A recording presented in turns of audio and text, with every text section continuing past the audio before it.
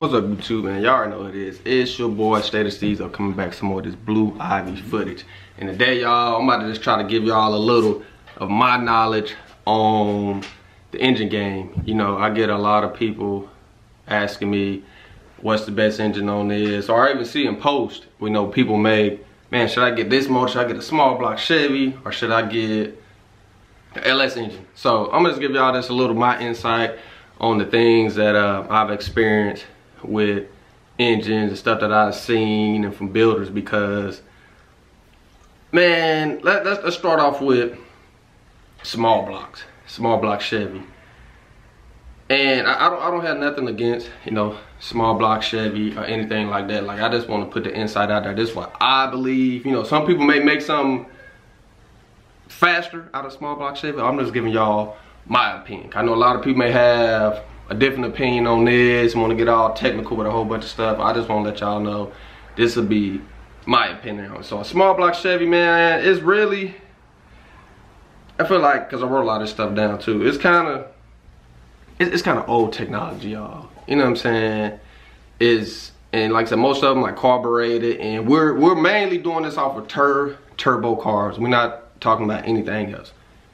Strictly turbo. And I feel like when you're trying to do a turbo car, newer technology is gonna be the best thing for you. You know what I'm saying? Small block Chevy, I feel like it's just is old 50-year-old technology. You know what I'm saying? And it's not as efficient as it would be at LS. You know what I'm saying? So let me get some more of this in for y'all, man, cause let's go and compare a small block Chevy LS that's been pushing for 100,000 miles, driving the hell out of it, pulling cars, everything. Which one of these engines y'all really think is gonna still be sturdy and holding up? It's probably gonna be the LS engine. So when it comes to boost, you most definitely want to stick with a LS. Because I remember, I think someone called me out and they was gonna race me with a small block Chevy carbureted. There's no way in hell that a small block Chevy was gonna beat my LS. Like, I can have the trashiest LS and no small block Chevy ain't about to do nothing to it. Like, I try to sit back and think, what fast turbo carbureted small block Chevy have I seen that's really been fast? Maybe it's some out there, maybe one or two, but not really. When y'all really see fast turbo cars, they're usually always LS, or they have a Coyote motor in it. So the moral of the story is, you most definitely want to stick to a fuel injected engine, or EFI. Actually, y'all, my battery's going dead. Let me switch the battery on this thing. All right, y'all, man, like I was saying, man, you most definitely want to stick to a LS engine, man. Small blocks, hey, they probably good for nitrous cars. You know, I always seen carbureted cars, small block Chevys on nitrous cars, and I guess it worked pretty good, but for reliability, great gas mileage, it's LS. LS all day. And let's get into what type of LS. Now, like I said, this is my preference when it comes to it. And LS, I like to stick to the iron block LSs, man, because the aluminum stuff, the LS1s, the LS2s, trash. I'm talking about like straight out of the car. If you're trying to make some cheap, reliable power straight from the car, iron block all day. Like, I see people with these LS2s and LS1s talking about they're going turbo and they're about to make some noise.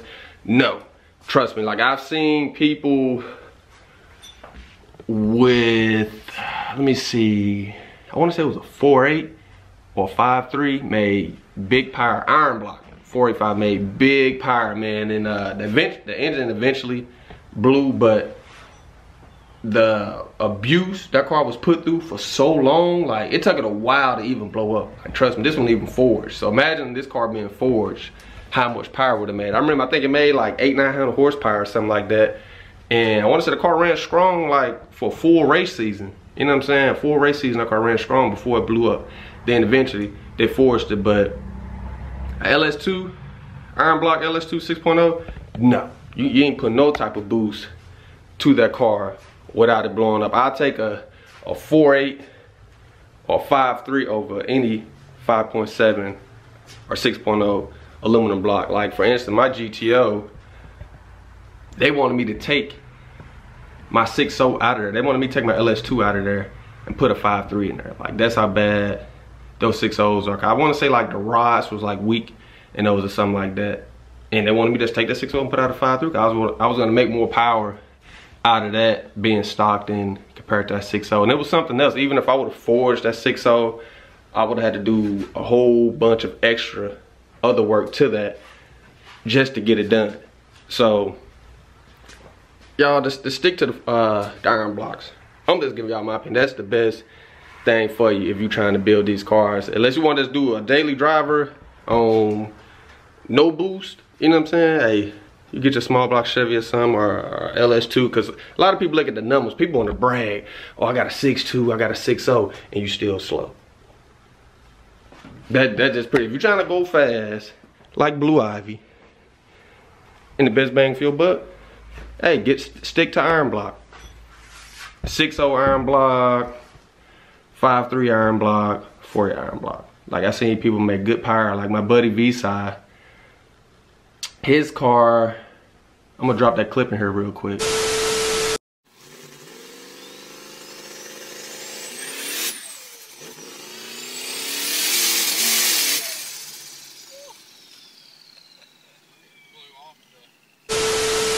As y'all can see, that was an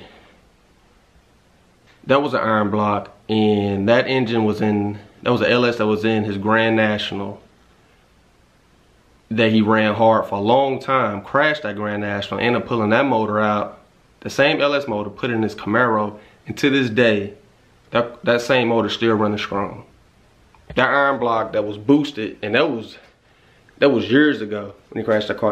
And that same engine is still running strong to this day. But let me show y'all something.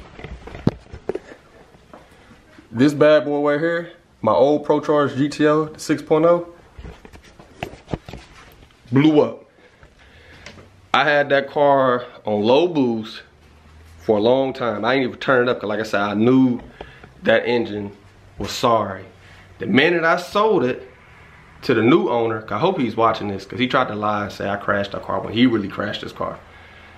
He sold it, and some other people ended up getting the car. Like, man, they ended up dogging the car out, and it blew up. They turned up the boost in the car and blew that 6.0 up, and ended up putting the iron block back in the car. So that's how sorry those aluminum block 6.0s is, man. It ain't even worth it sometimes. All those engines, man. So just stick it to the iron block. This way here is an iron block. Don't get in the comments asking me what size it is, because I get a lot of people asking me what size that is. No, I can't tell y'all. It's a grudge car.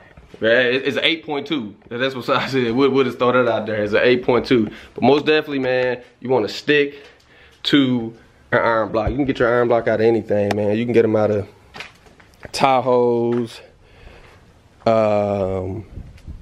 Escalades, trucks, anything that's pretty much heavy duty, you can get those engines out of. And what you want to do to those engines once you get the iron block, like I said in my other video, oil pump gear, LS7 lifters, get head bolts, get the studs, or is the bolts? Yeah, the studs, and a head gasket, and you will have a good, strong, sturdy motor, man, on those iron blocks, because usually the bottom end hold up to a lot of power anyways. Then once you get to changing the pistons and rods, hey, you all in the game, and you got something that's gonna run real strong out here in these streets. So, you know, that's just a little tip I want to put out there on my opinion on a small block Chevy versus a LS. I'm gonna stick with the LS stuff all day, because like I said, the small block Chevy, you know, it's old technology, guys. It's old technology. You most definitely want to stick with EF5. If you do go small block Chevy, most definitely want to be EF5 with it, because with the LS motors, it's new technology. You can tune all that stuff with computer. So anybody's calling me out, man, with a small block Chevy turbo, you don't stand a chance, man. You don't stand a chance. So we're gonna get everything right, man. And I'm most definitely trying to sell my calipers and rotors off the car. I may sell that whole setup, man, calipers and rotors for $450, because we'll be upgrading those too as well. Like I was telling y'all, man, make sure y'all stay tuned, cause all this stuff I did to this car, this was quick bolt-on stuff, man. Like everything will be getting redone over.